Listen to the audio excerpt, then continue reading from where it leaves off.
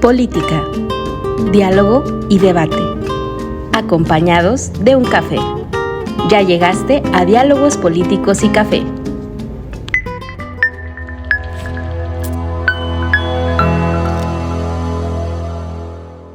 ¿Cómo están? Bienvenidas y bienvenidos a una emisión más de Diálogos Políticos y Café. Espero que ya tengas listo tu cafecito, porque aquí en este espacio, en este programa del día de hoy, ya estamos alistándonos porque nuestra charla, además del tema, la compañía, ustedes no saben, es extraordinaria. Vamos a estar platicando sobre los retos de Claudia Sheinbaum, la primer mujer presidenta en nuestro país, y para ello tenemos invitada de lujo. Yo voy a presentarles a Sara Lovera López. Ella es periodista especializada en la condición social de las mujeres, fue Premio Nacional del Periodismo en 2015, actualmente es directora de la Agencia de Noticias Feministas en México, autora de la prestigiada columna Palabra de Antígona, y déjenme también presumirles que recientemente ha sido nombrada editora de género en la Organización Editorial Mexicana. Sara, nombre, qué gusto tenerte, qué placer. Tú siempre tan exagerada. No, Gaby. ¿Cuál? Si me faltó ustedes, les voy a mostrar aquí. Ay, qué exagerada. Se les rayan cosas porque no da para leer ese gran currículum, esa gran trayectoria, Sara. Pues es que han pasado muchos años, Gaby. Y por entonces eso uno va haciendo cosas, así claro. Va a ser el tuyo. Yo estoy segura que sí. ¿Verdad? Aprendiendo de mujeres como tú. Seguramente. Yo estoy segura de que así va a ser, Sara. Gracias por estar con nosotras. Un tema que no se puede dejar de mencionar, de analizar, de platicar, 71 años después de haber obtenido ese derecho, después de esa lucha, poder ser electas, poder elegir, poder votar. 71 años después tenemos la primer mujer que va a dirigir, que va a tomar el timón de este país. Y antes de que analicemos tal vez la ruta, el escenario, me gustaría preguntarte cuál es la relevancia para nuestra democracia que por primera vez una mujer esté al mando. Sí, mira, yo creo que es un avance para la democracia. Teníamos la evidencia de que íbamos a tener una mujer presidenta, eran dos candidatas punteras. Era sí o sí. Era sí o sí. Yo creo que no, hasta ese momento no habíamos tomado conciencia de que sí, que este es un avance y que es como la llegada a una meta de quienes han estado pidiendo la participación política igualitaria de las mujeres.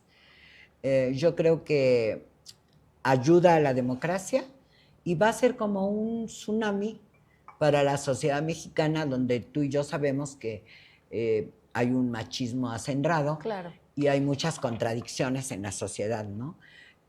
Incluso hay un estudio de Naciones Unidas que se llama Del humor de la sociedad, que no hace mucho, creo que en enero de este año, dijo que el 98% de quienes encuestó en México, hombres y mujeres, no le tenían confianza a una mujer para entregarle al país. Bueno, no le tienen confianza empresarial, no le tienen confianza para que dirija cosas.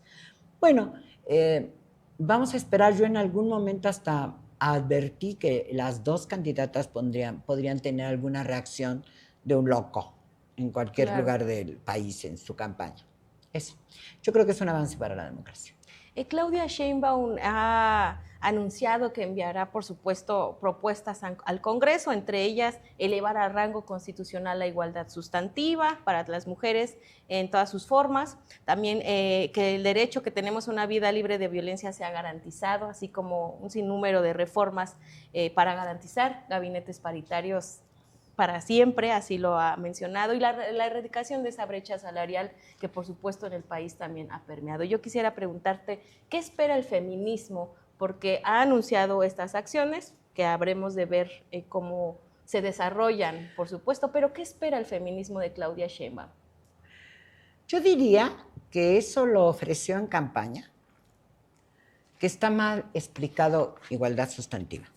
La igualdad sustantiva como concepto se refiere a que lo que está en la ley se haga todos los días para todas las mujeres, que tiene que ver con un cambio cultural. Hablamos alguna vez tú y yo de la revolución cultural que tiene que haber en este país. Me parece que es parte de la campaña y hablo solamente de las propuestas, claro, ¿no? En primero. las propuestas están todas en la Constitución, te comento. Aquí la igualdad entre hombres y mujeres está desde 1974. Está adicionada por una Ley General de Igualdad que fue de 2004. La Ley de Acceso de las Mujeres a una Vida sin Violencia no tiene, en particular, no tiene una pata en la Constitución.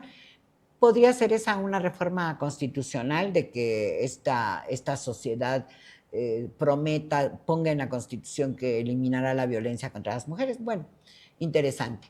¿Qué me preocupa más? Que no todas, yo no represento a las feministas de este país, pero yo sí creo que sucedieron dos cosas en esta administración que todavía no termina.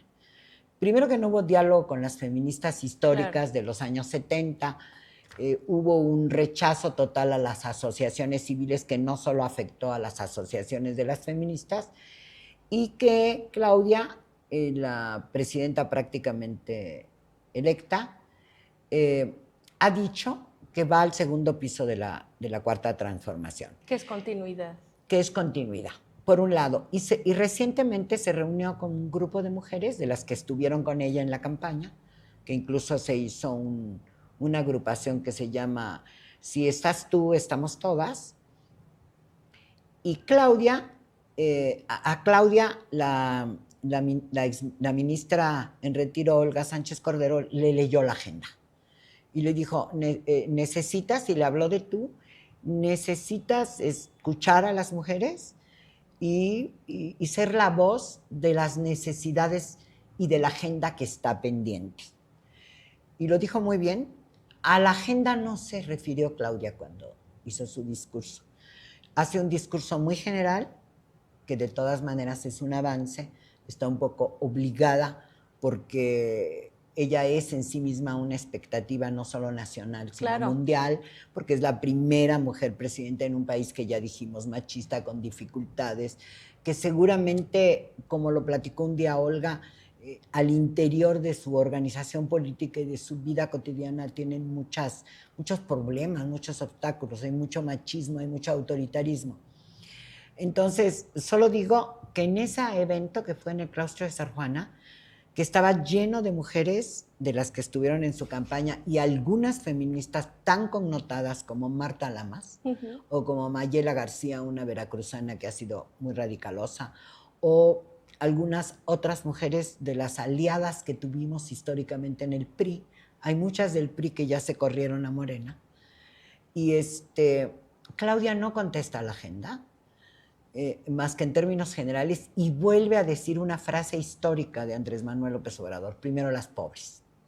O sea, sí, pero voy a ver primero las afromexicanas, voy a ver a las discapacitadas, y primero, como diciendo, no se hagan bolas, primero las pobres. Quiere decir que a pesar de que las morenistas feministas le han pedido directamente que rehaga el presupuesto, por ejemplo, que fue lo que más desapareció en esta administración, ella no...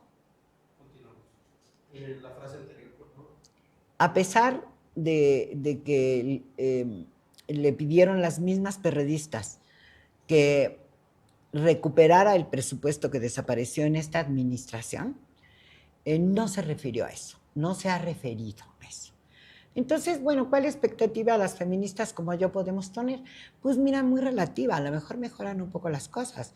Yo digo que si ella fuera capaz de dialogar con las mujeres, sería un avance.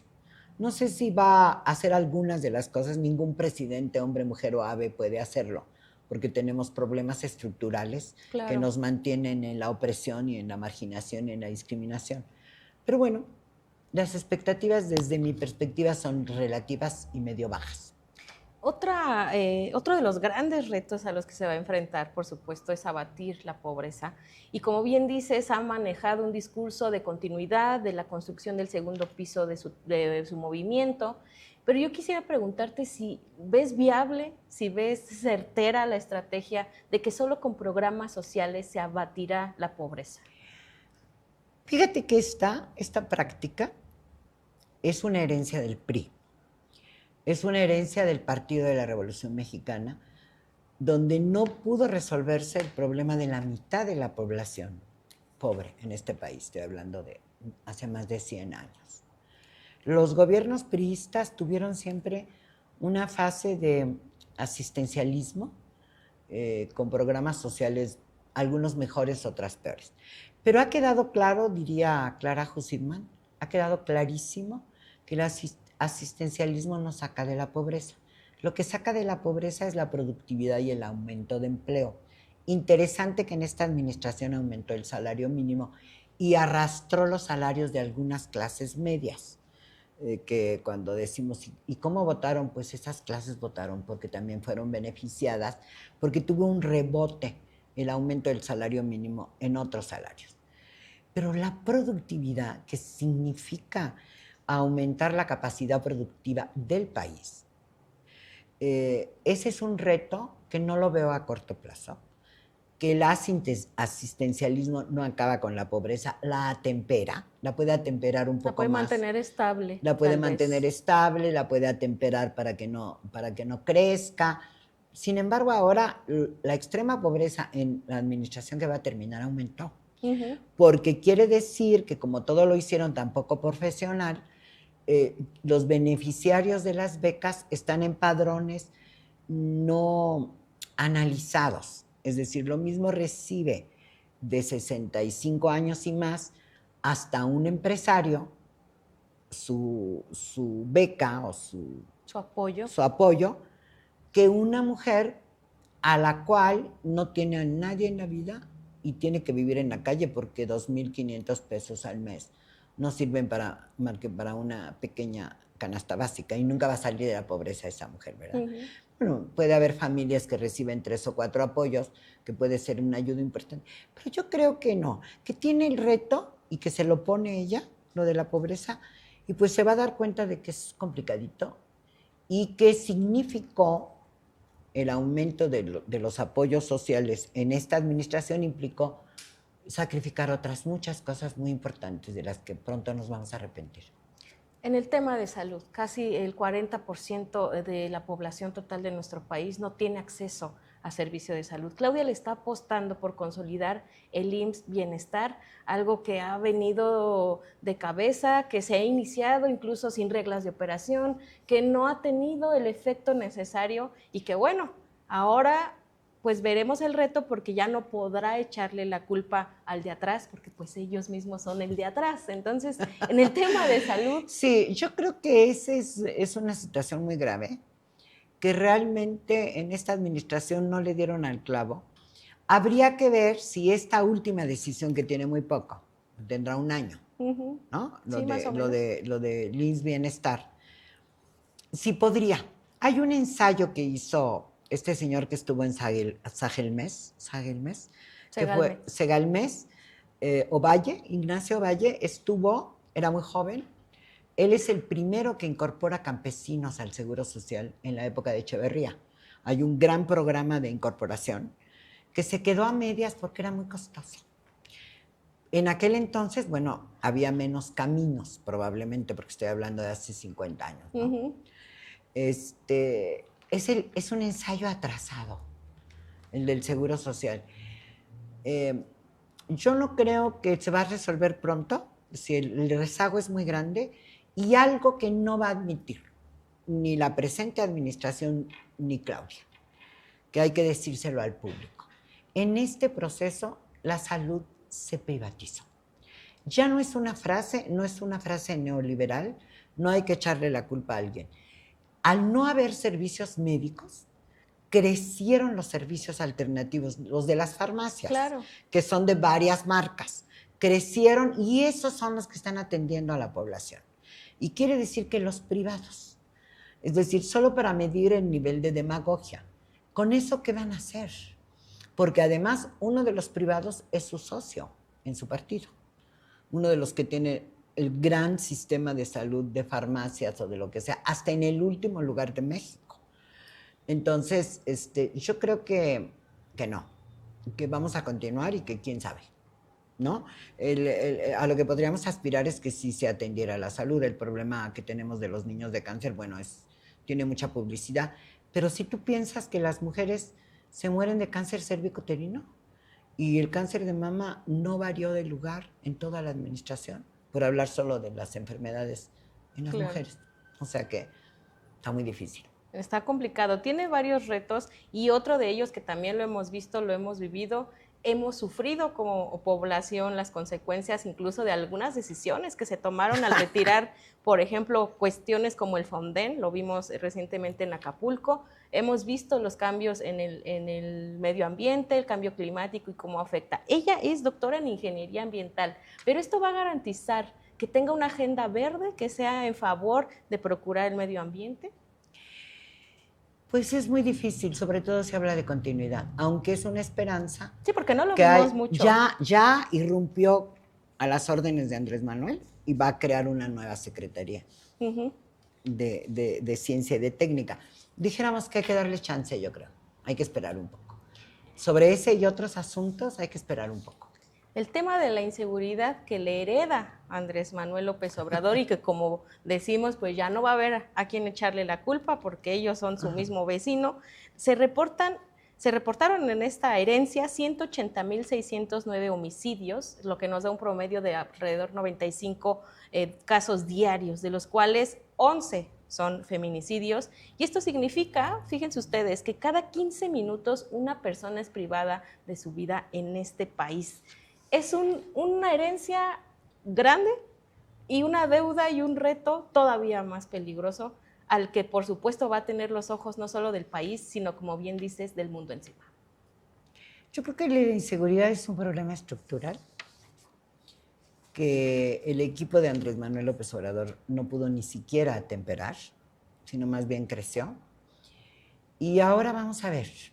Vamos a ver porque me temo que cuando empecemos a indagar qué es lo que pasó el 2 de junio, vamos a encontrar decisiones de los grupos delincuenciales en muchísimos municipios y en muchos estados.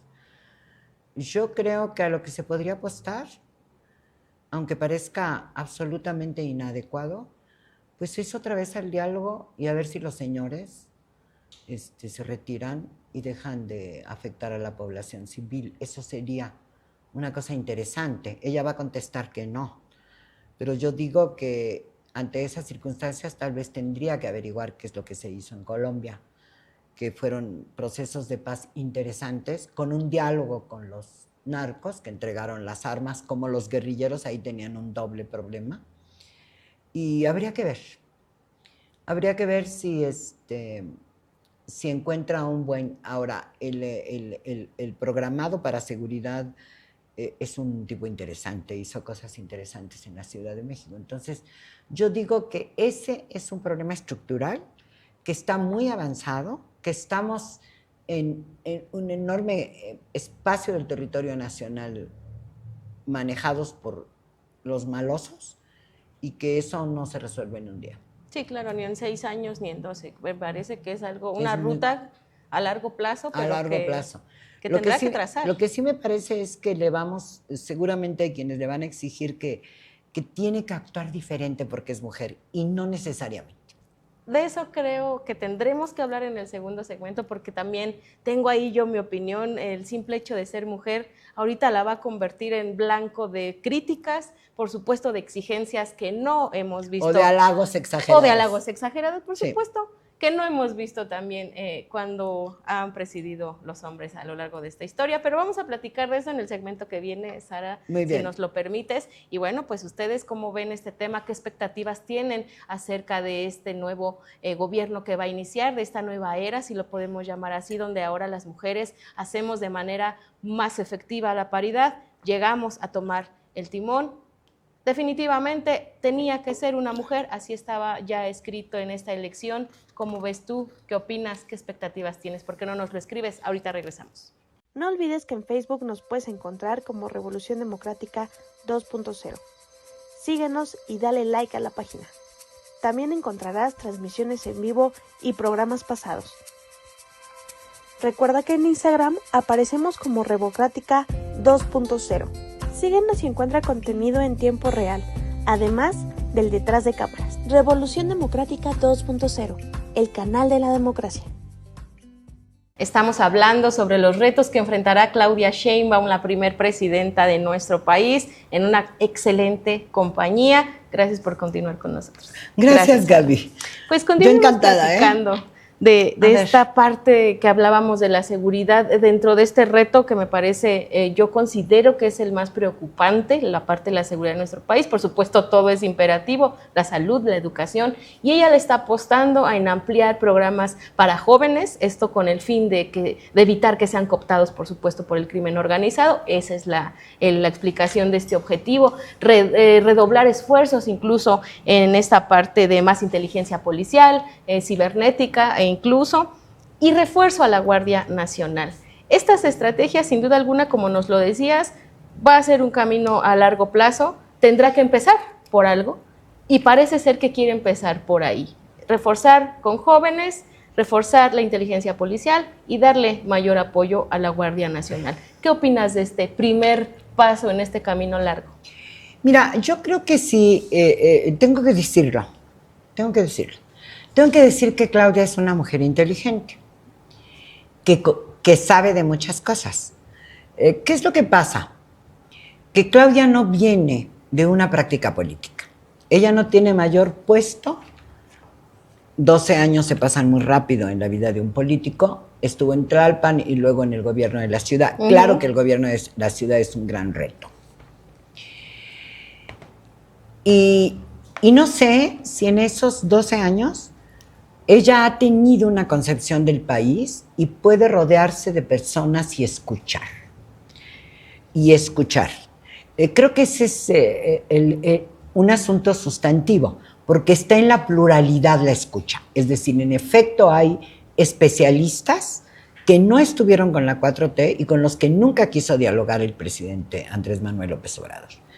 Entonces yo creo que hay una buena señal que sea el encargado de la transición, el exrector de la UNAM, nuestro embajador en Estados Unidos, en Naciones Unidas, ¿cómo se llama? No nos acordamos. Ahorita nos vamos Ramón de la Fuente. Ramón de la Fuente, digamos, es una gente inteligente y moderada y socialdemócrata, ¿no? Uh-huh. Es decir, interesante. Rosaura es una gente interesante, pero que no tiene tampoco una gran experiencia en la administración pública, más que en la Ciudad de México, en una equivalencia del CONACYT. Sin embargo, Rosaura fue varias veces candidata uh-huh. a la rectoría de la UNAM. Aquí el reto es la administración pública, esa que se destruyó en estos años.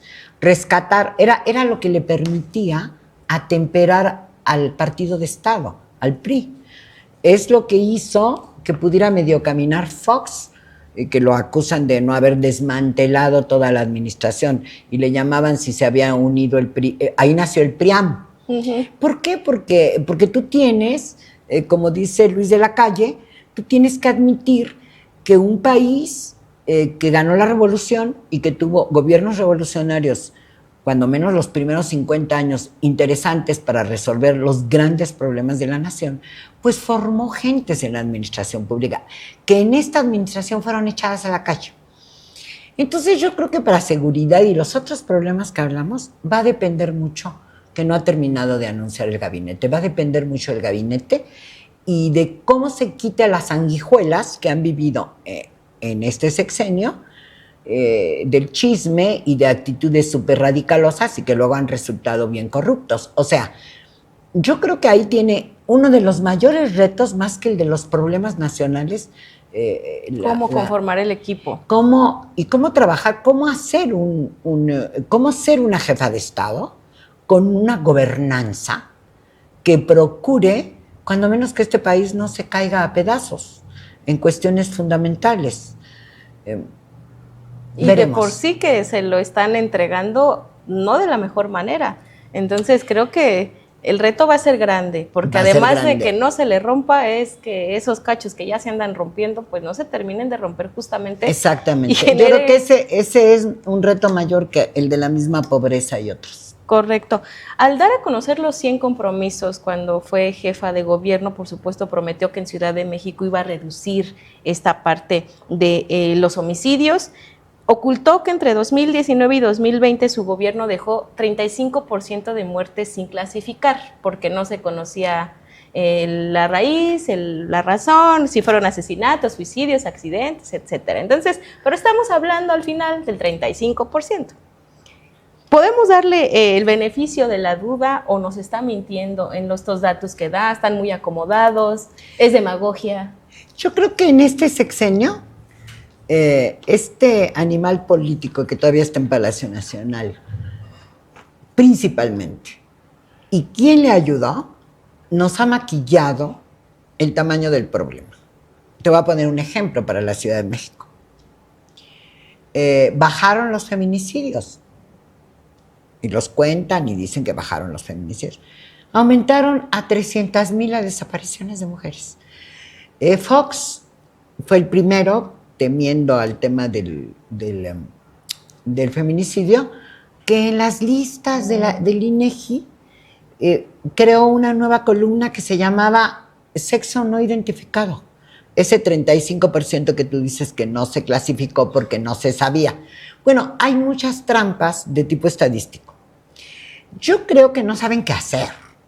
Yo creo que Evangelina Godoy, que va a ser...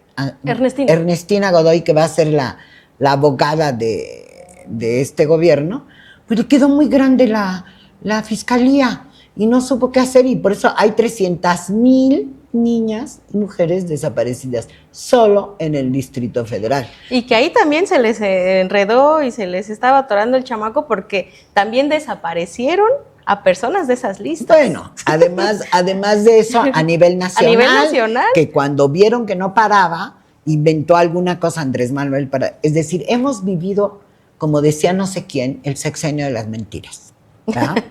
Y entonces,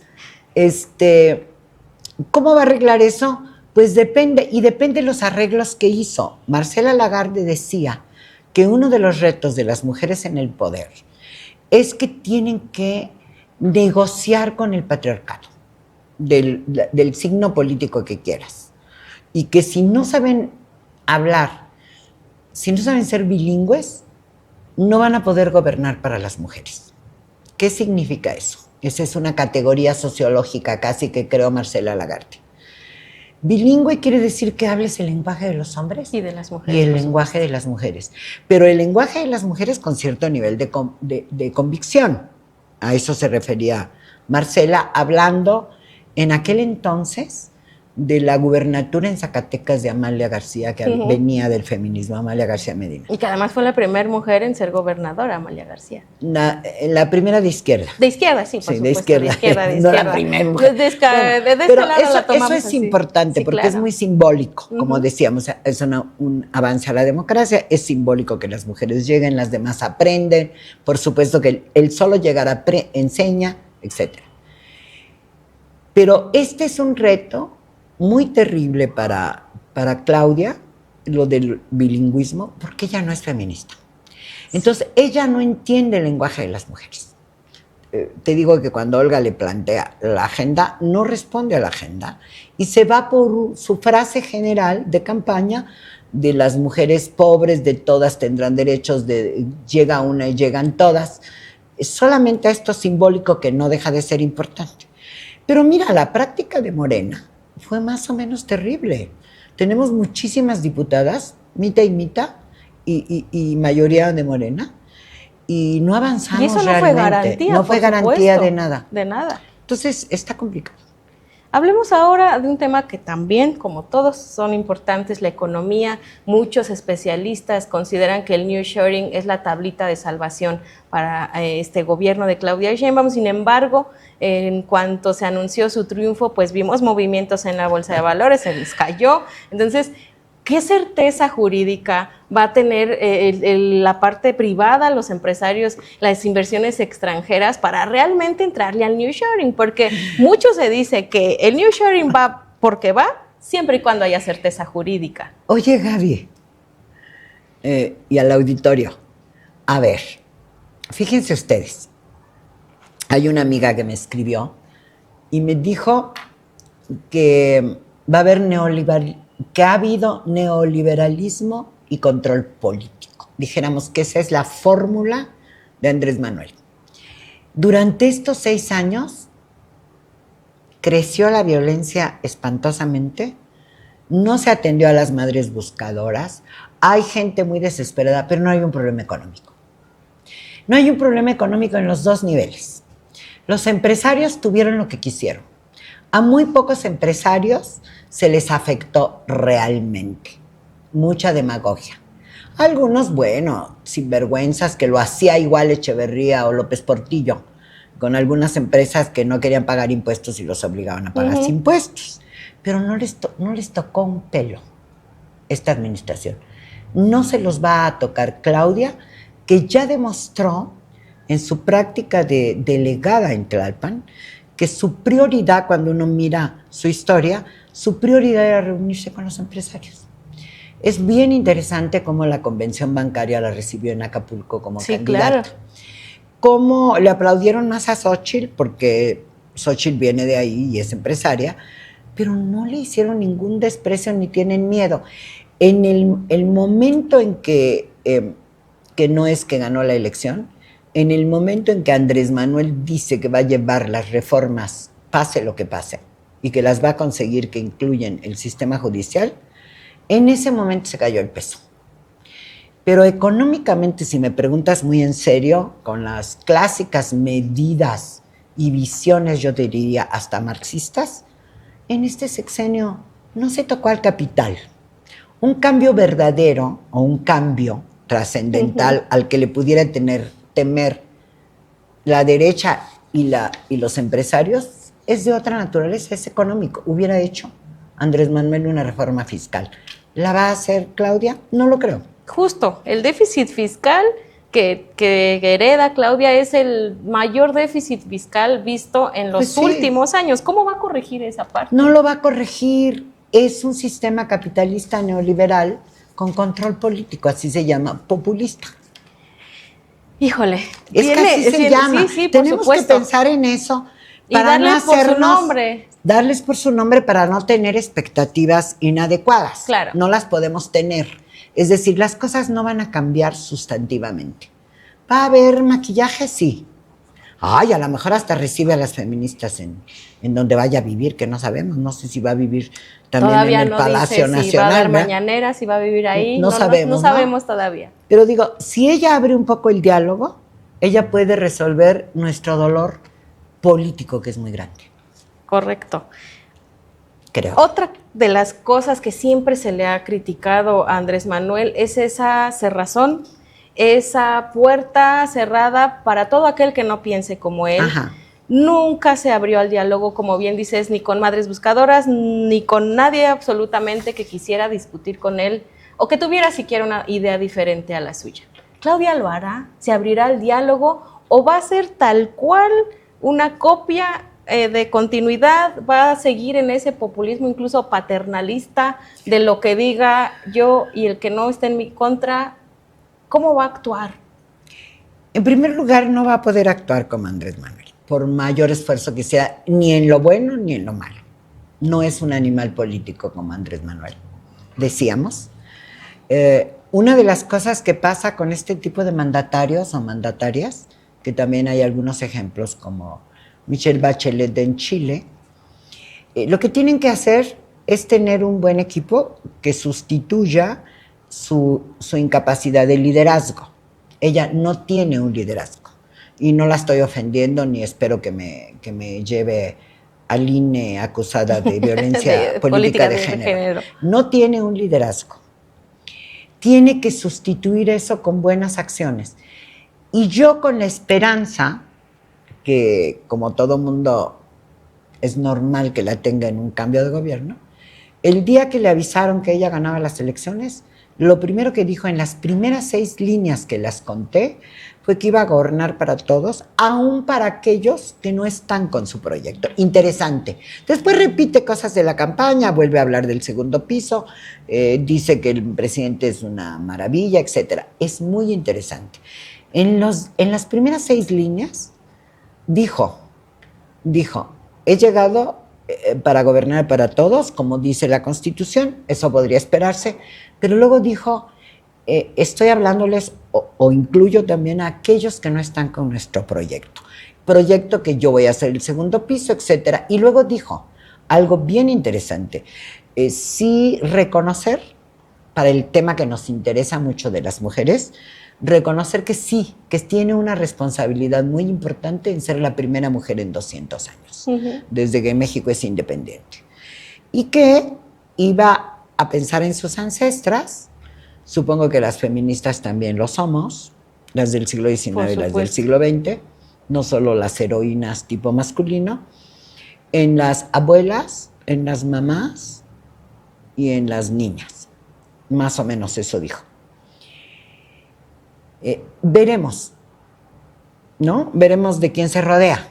Claro. Hay una mujer que ha estado muy cerca de ella, que es feminista y ha sido muy crítica de la administración actual, siendo de Morena, que es Lorena Villavicencio, que desde mi perspectiva en este evento de mujeres, ella podría haber tenido un lugar muy protagónico. Me preocupó que no lo tuviera tanto, sí habló, pero no tuvo el lugar que me parecía que sustituyó a Olga, ¿no? Que ella es chile de todos los moles.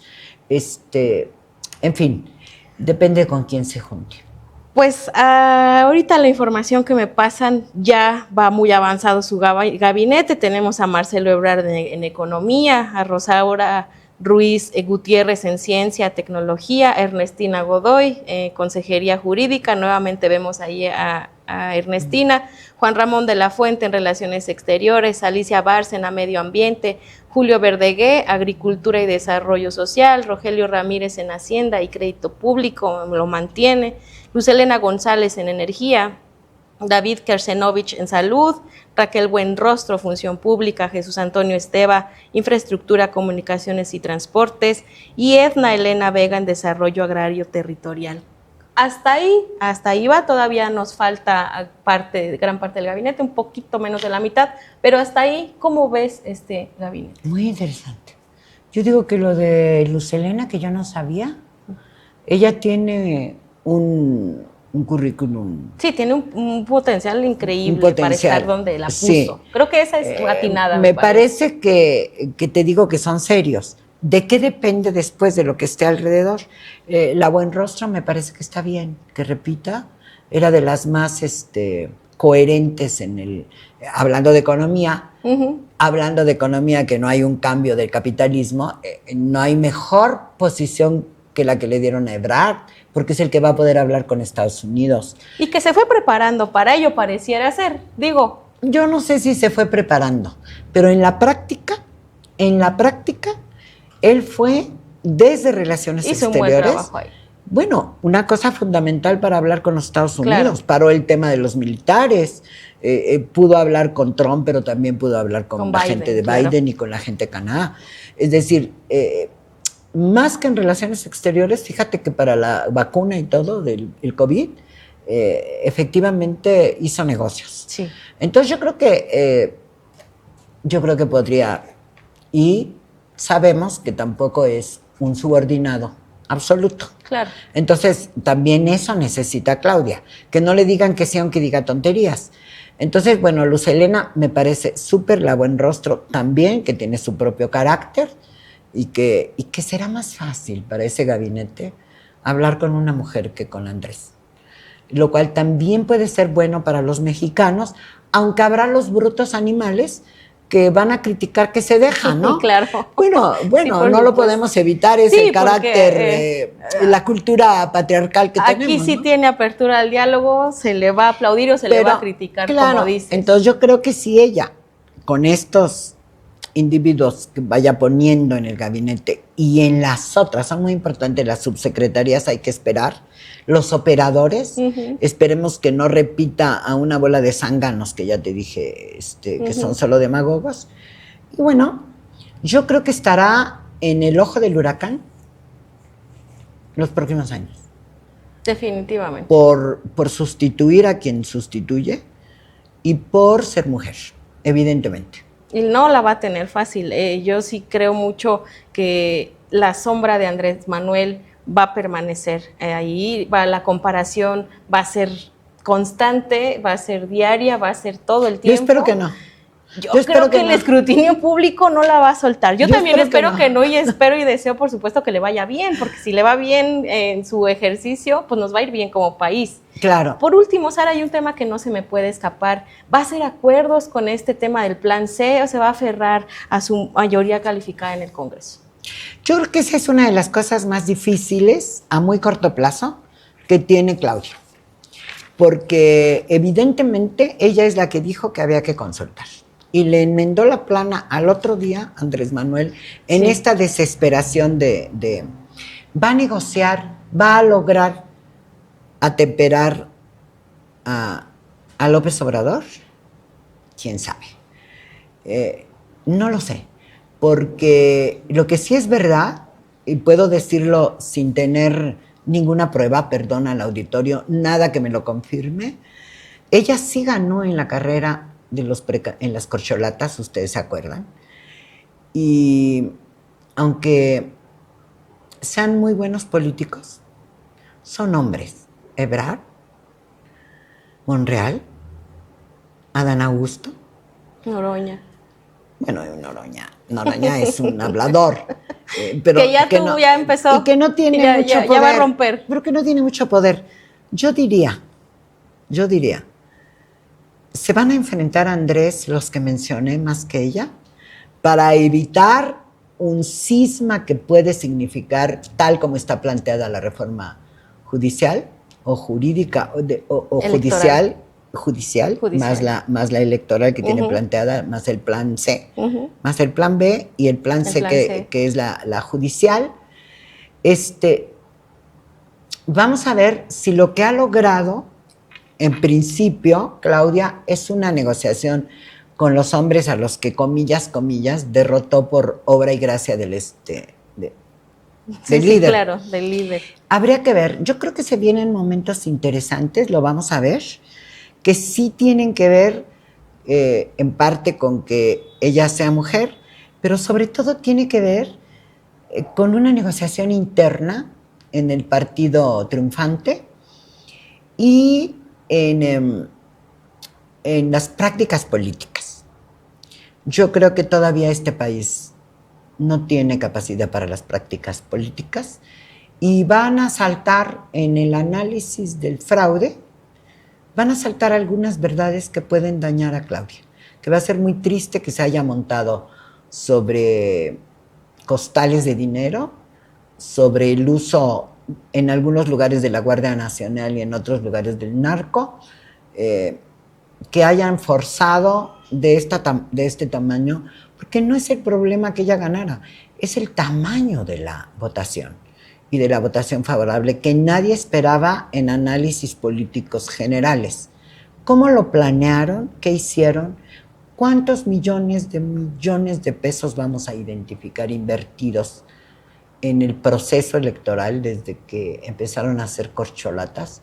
Es decir, vamos a ver cuánto, si logramos hacer una buena investigación, y estoy hablando de logramos pensando en alguien que puede hacerlo de manera profesional, fuimos capaces de demostrar con los años, aunque nos tardamos un poco, cómo si hubo fraude en 1988 y de qué se trataba. Yo espero que hoy nuestra inteligencia, la inteligencia de los inteligentes, logren darnos una explicación lógica, sociológica y política de lo que pasó para que hubiera esta capricho resuelto, esta decisión de Andrés Manuel que incluye su propio machismo, 5 millones de votos superiores a los que él ganó. Por supuesto. Se los va a poner como regalo, ¿no? Por ahí la puede chantajear, porque él dispuso toda la maquinaria de Claro, Estado para ello. Entonces, yo creo que estamos en un proceso interesante. Vamos a guardar esta grabación para vernos dentro de algunos años, tú y yo. Estoy emocionada por ese momento, porque llegue y que veamos qué de lo que hemos platicado el día de hoy pasó, que nos va a sorprender. ¿Qué nos va a sorprender? ¿Qué mentiras dijimos? ¿De qué tendremos que retractarnos, por supuesto? Pero, entre tanto, pues te agradezco muchísimo el espacio, como siempre, esta charla. A ti, querida Gaby, muchas gracias. A mí siempre, de verdad me gusta mucho tenerte y escucharte, aprendo mucho de ti. Muchas gracias. Sara. Muchas gracias, Gaby. Se nos ha terminado el tiempo de esta interesante charla, pero segura estoy que como Sara nos lo ofrece y yo encantada aceptaré, tendremos la oportunidad de seguir analizando al traspasar los años este avance, el camino, cómo se va a ir desarrollando. Seremos críticas, expectantes, por supuesto, y analizaremos en qué rumbo vamos, qué nos falló, en qué acertamos y qué nos depara a este país. Muy bien. Muchas gracias. Muy bien, muchas gracias.